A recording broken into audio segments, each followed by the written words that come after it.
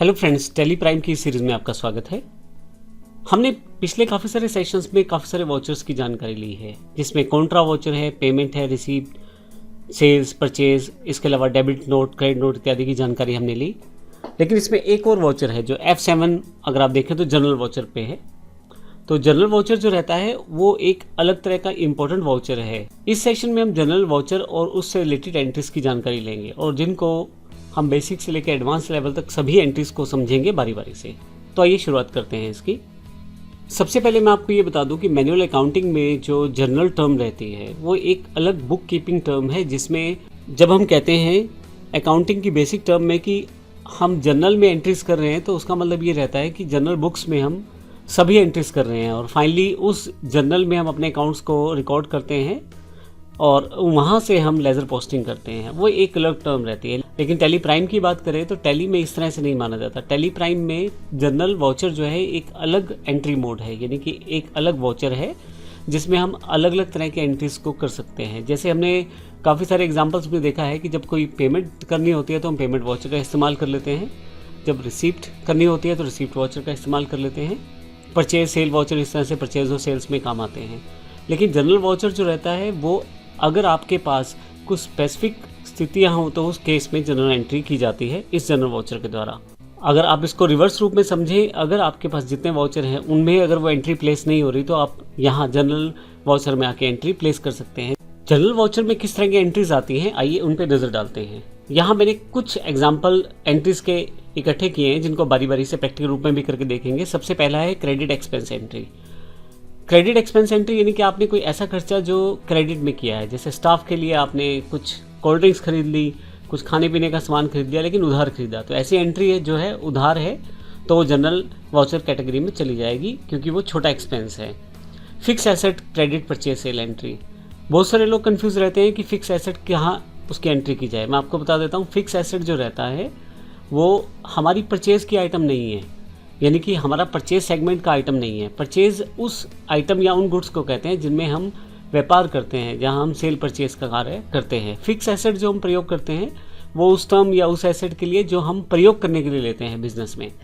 जैसे एग्जांपल के लिए अगर मेरा जो बिज़नेस है वो कंप्यूटर में डील करने का है और मैं क्लाइंट्स के बैठने के लिए सोफ़ा ले लेता हूँ तो वो मेरी फिक्स एसेट कहलाएगी। मैं क्लाइंट्स के बैठने के लिए दुकान ले लेता हूँ तो वो मेरी फिक्स एसेट कहलाएगी। तो फिक्स एसेट का जो क्रेडिट परचेज सेल एंट्री रहता है उसको भी हम जनरल एंट्री के साथ जनरल वाउचर में कर पाते हैं। Depreciation of asset. डेप्रिसिएशन का मतलब ये होता है जब आप कोई एसेट प्रयोग करते हैं अपने बिजनेस में तो जैसे जैसे आप उसका प्रयोग करते हैं वैसे वैसे उसकी कीमत कुछ कम होती है, क्योंकि वो उसकी घिसावट की वजह से कम होती है, क्योंकि आप उसको प्रयोग कर रहे हैं। मान लीजिए कोई बाइक हमने 50,000 रुपये की ली और आज मैंने उस बाइक को साल भर चलाया है तो वो 50,000 की नहीं बिकेगी, हो सकता है 45 की बिके, हो सकता है 40 की बिके। तो ऐसे केस में वो जो उसकी घिसावट है वो एक खर्चा है हमारे बिजनेस के लिए और उसे डेप्रिसिएशन ऑफ एसेट कहते हैं। वो एंट्री भी हम जनरल एंट्री के थ्रू करते हैं। कोई ऐसा लॉस जो मान लीजिए मेरी गुड्स हैं वो लॉस बाय फायर यानी कि आग लगने से ख़राब हो गई या कोई उसे चुरा के ले गया, तो ऐसी एंट्रीज को भी हम जनरल वाउचर के थ्रू कर सकते हैं। नेक्स्ट एंट्री जो हम कर सकते हैं जनरल वाउचर के थ्रू वो है बैड डेट्स एंट्रीज।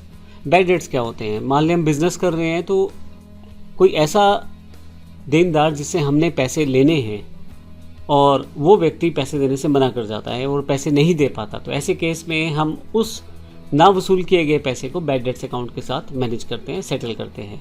तो जो हमारा पैसा डूब जाता है बिजनेस करते वक्त, जो हमने लेना है और पार्टी ने हमें नहीं दिया, तो उसे हम बैड डेट्स कहते हैं। तो बैड डेट्स की जो एंट्रीज रहती हैं वो भी जनरल एंट्री के थ्रू ही की जाती है। सेम पार्टी ट्रांसफ़र एंट्रीज, ऐसी एंट्रीज जो एक ही पार्टी के अंतर्गत आती हैं। जैसे एग्जांपल सपोज करें मेरा कंप्यूटर का काम है तो मैंने कंप्यूटर का सामान किसी पार्टी को बेचा है, XYZ पार्टी को, और ऐसा स्थितियां हैं कि मैंने उससे कुछ सामान खरीदा भी है XYZ से। हो सकता है वो कंप्यूटर से रिलेटेड कोई सामान हो या किसी और तरह का सामान हो। तो ऐसे केस में एक मेरे पास डेटर अकाउंट में उस XYZ का अकाउंट है और एक मेरे पास क्रेडिटर साइड पे XYZ का अकाउंट है। तो ऐसे केस में मैं उसका बैलेंस आपस में एडजस्ट कर सकता हूँ सेम पार्टी ट्रांसफ़र एंट्रीज के साथ। इन एंट्रीज को भी जनरल एंट्री के साथ कर सकते हैं।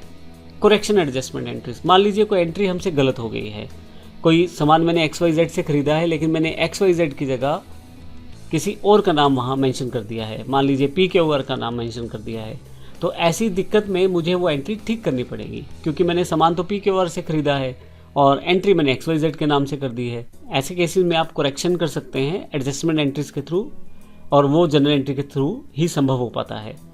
प्रीपेड और आउटस्टैंडिंग एक्सपेंसेस की एंट्री के लिए भी हम जनरल वाउचर का इस्तेमाल करते हैं। प्रीपेड वो एक्सपेंसेस हैं जो हमने पहले से कर दिए हैं, हालांकि उसका लाभ अभी नहीं लिया है। जैसे एग्जांपल के लिए इंश्योरेंस मैं पूरे साल भर का दे देता हूँ, हो सकता है कुछ पार्ट मैंने अगले साल का भी, अगले फाइनेंशियल ईयर का भी दे दिया हो, तो ऐसे केस में वो जो खर्चा रहेगा वो प्रीपेड माना जाएगा। आउटस्टैंडिंग एक्सपेंसेस जो हैं वो ऐसा खर्चा जो मैंने कर तो लिया है लेकिन अभी पे नहीं किया है। तो ऐसे केसेस में जैसे किसी एम्प्लॉय की सैलरी जो है वो मैंने अभी दी नहीं है लेकिन उसने अपना काम कर दिया है, तो ऐसे केस में उन खर्चों की एंट्रीज के लिए भी हम जनरल वाउचर का इस्तेमाल करते हैं।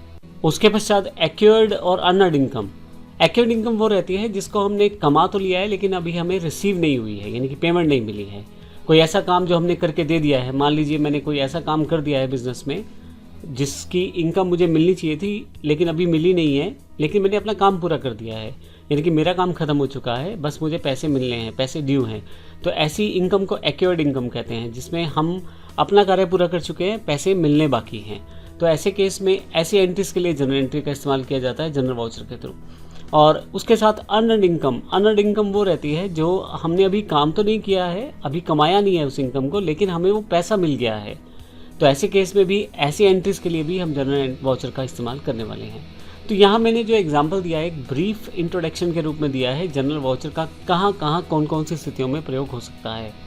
अगले सेशन से हम प्रैक्टिकल रूप में देखेंगे इन एंट्रीज को करते हुए हम कहाँ और कैसे इनका प्रयोग कर सकते हैं। धन्यवाद।